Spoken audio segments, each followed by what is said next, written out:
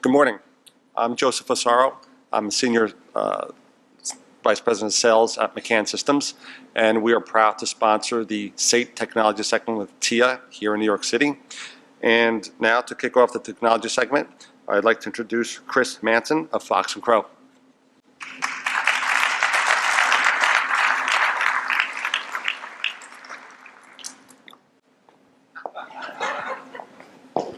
I know like 20 of you came off the plane looking exactly like this, and you weren't laughing then.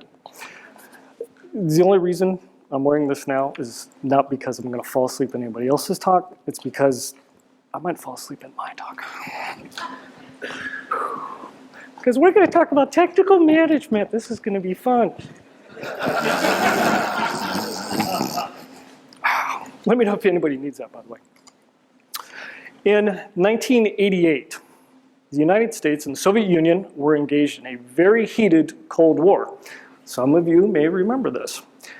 And at that time, each side was building their nuclear arsenal and bringing it up one by one every month. At that point in 88, the Soviet Union had ignited 700 underground tests. The United States had done 840. This is by 1988. Because it was getting so bad in between the two groups, cooler heads eventually prevailed, and the joint verification experiment was established. I'll get to the roller coasters at some point. In the JVE, what it was is each side agreed that they would allow the opposite side to come over and observe their tests so they could determine what the nuclear yield was, as opposed to trying to do it from their own side at home. So the first ones to go were the Russians came over to the United States, and the US drilled their hole for their main ignition, which was 12 feet in diameter, 2,000 feet deep, straight down. No one's ever been able to actually duplicate that technology. The Russians bring their test bed over, and there's a second hole that's drilled. It's called the satellite hole. And it's so the Russians can put all their gear in there and verify the yield of the US test. They bring 50 of their scientists and engineers over. They do the test. Everything goes smooth. Now, it's time for the US to come over. So the Russians start drilling the hole for their main ignition. They go down 2,000 feet.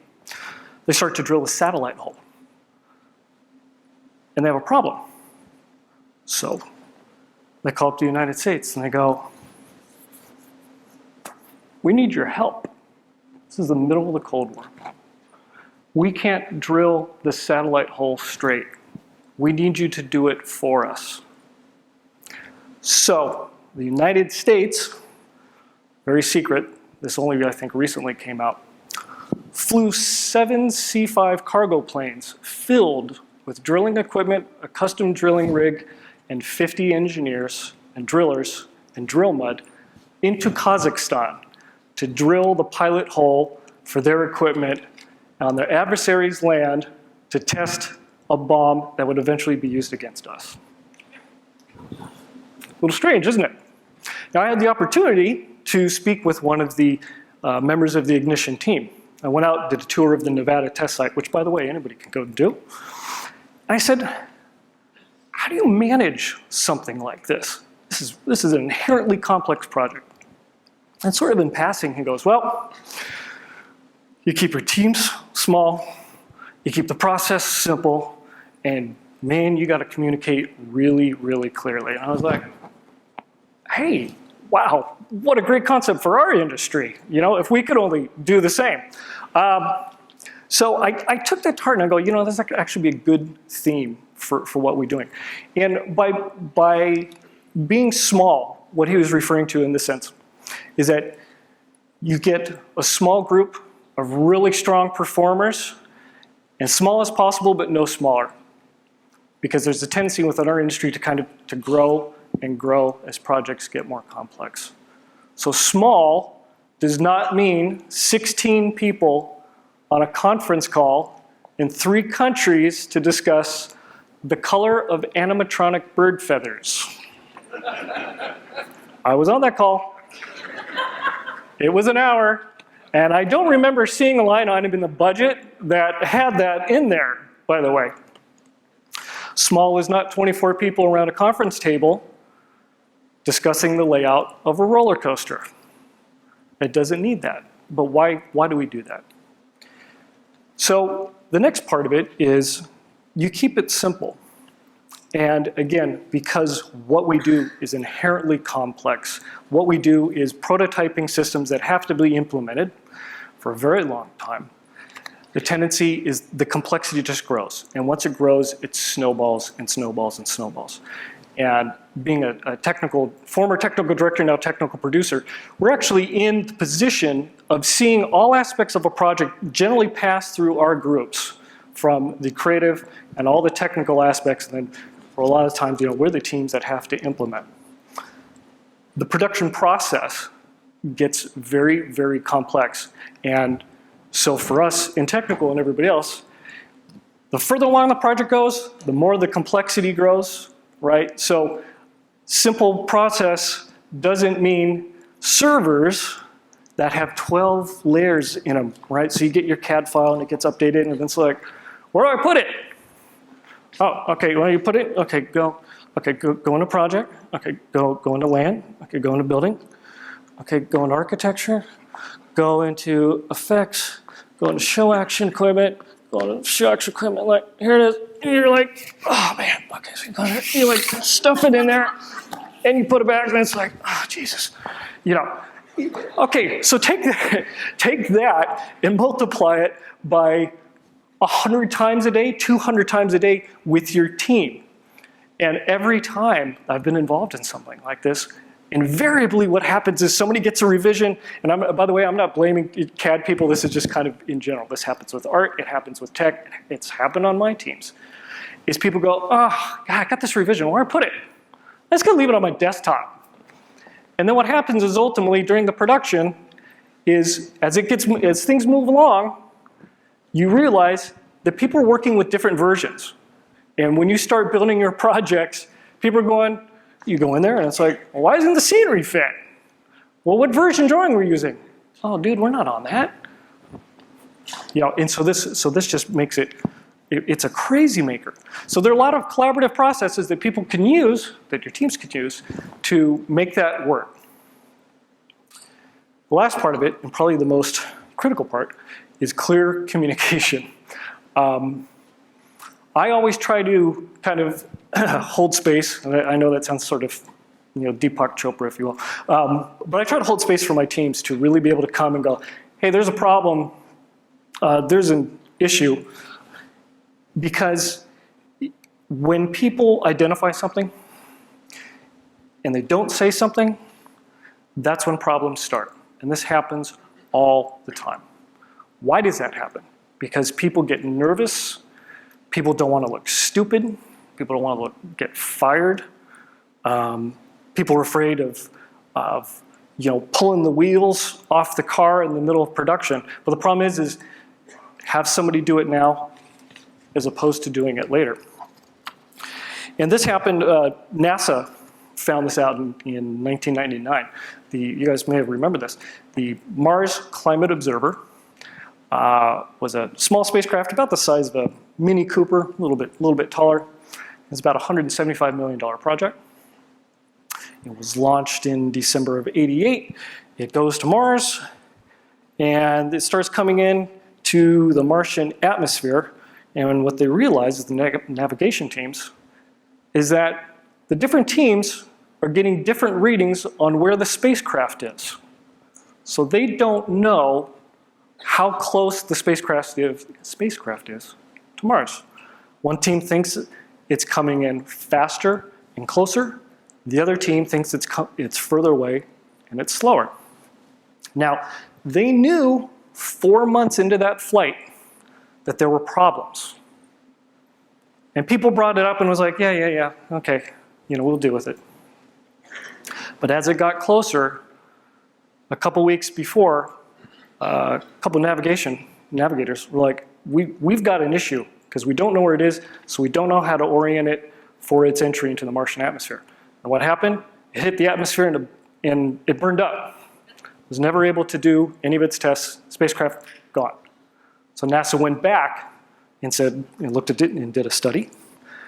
was like, what the hell happened? What they realized was the spacecraft team was using English units, and the navigation team was using metric on a $175 million project. That mistake hadn't been corrected at the beginning.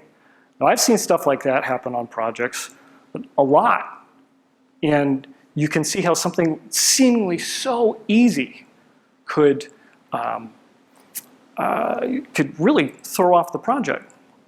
The other issue with the communication was that they realized that the design teams and production teams weren't talking to the operations teams, weren't talking to the navigation teams. So that communication there wasn't happening. So it was a pretty bad situation. I'll tell you a little story here before we bring on our guests regarding communication. About 25 years ago, I did show quality for Imagineering down at Disneyland. And so I'd call up in the middle of the night, and what I do is, on a particular ride, I do audits. What special effects are working? Is there any animation that's down, et cetera, et cetera. So I'd call in the middle of the night. I'd say, okay, hey, I'm coming down, Pirates of the Caribbean. I need you guys to turn the audio down or off, because I don't want to be singing that damn song for 8 hours, and keep all the show systems up so I can see what's working or what's not working. So they said, yeah, okay. Oh, and by the way, what time does the park open today? Oh, it opens at 9. Great, I got plenty of time. So I go down about 3 o'clock in the morning. And I'm in there working, and I'm in like the fire scene. And I'm on the right side of the ride. And I'm like working on fire, right? Special effects guy. I'm like, hey, fire. So it's like tweaking the Mylar and dun, dun, dun, dun, dun, dun, dun, right? And I'm doing this whole thing. And all of a sudden I hear, boat's coming through. Oh, okay, that just must be maintenance. What time is it? No, it's 8 o'clock. I still have another hour. A couple minutes go by, I'm like, PA comes on again. First guest, coming through. I'm like, and I've got a spread of gear all laid out, which everybody's gonna see. And I know from the time when people get in the boat to the time they get to the scene, I've got like 8 minutes to clean all this crap up. And plus get out. Now, I don't know if any of you have walked in that ride. The whole right side of the Pirates of the Caribbean is an island. There's no way to get back off stage from the right side of that ride. So you have to go either over a little bridge or you have to hop in a boat and get over. Well, I know that if I hop in a boat and somebody sees me, or I walk across the bridge and somebody sees me, I'm gonna get canned. That's like definitely a fireable offense. And by the way, I'm wearing camouflage. I'm wearing a bright orange jumpsuit. So I look like either a highway worker or an ex-con on escape. So I'm sitting there like, what do I do? What do I do? And I look and I can see the boat coming around the corner and I'm like, oh crap. So I get all my stuff gathered up and I realize I don't want to sit there for a 12-hour park day on the right side, twiddling my thumbs, hiding. So I see the bridge, and the bridge is like, it looks that tall. The bridge is actually that tall when you get to it, when you're going over it, right? And I'm like, I gotta crawl. So I get down, I hook my bag over my shoe, and I do a belly crawl across the bridge as guests are coming underneath. And I'm trying to keep people from seeing my skinny orange butt hopping up above the bridge. So somebody's like, hey, look, Molly, there's an animatronic orange butt going across the bridge. So I get to the other side, and I'm pretty pissed off at this point. I throw all my stuff in the car, and I go up to the ride office. I'm like, dude, you told me 9 o'clock. And he's like, oh yeah, that's for regular guests. I'm like, well, it's like, there's guests now, it's 8 o'clock. He's like, oh, that's an early entry for the park guests. So the moral to that story is, if you're gonna be working in the Pirates of the Caribbean and guests come through, make sure you're dressed like a pirate.